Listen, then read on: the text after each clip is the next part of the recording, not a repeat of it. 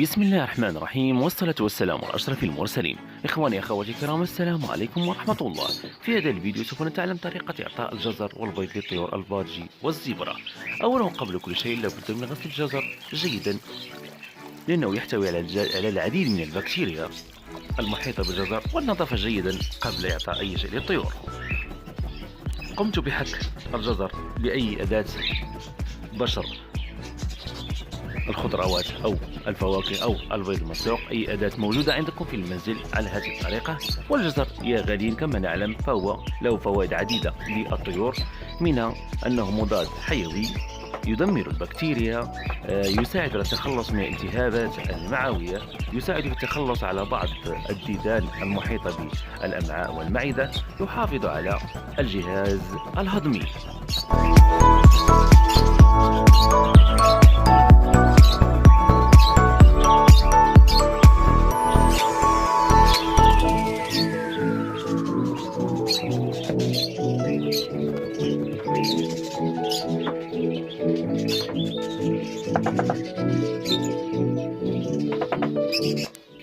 بعدما انتهيت من بشر الجزر، تأتي المرحلة الثانية، وهي تقطيع البيض وبشره كذلك وخلطه مع الجزر.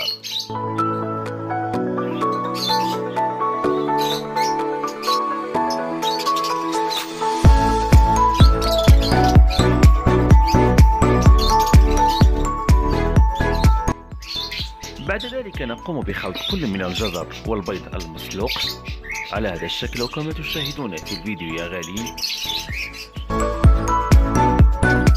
وأنا أقوم بهذه الخلطة تذكرت أن أقول لكم شيئا، فأعددت لكم هذا القلب الذي يعبر عن محبتي لكم يا غاليين، فشكرا لمن ضغط لايك واشترك بالقناة.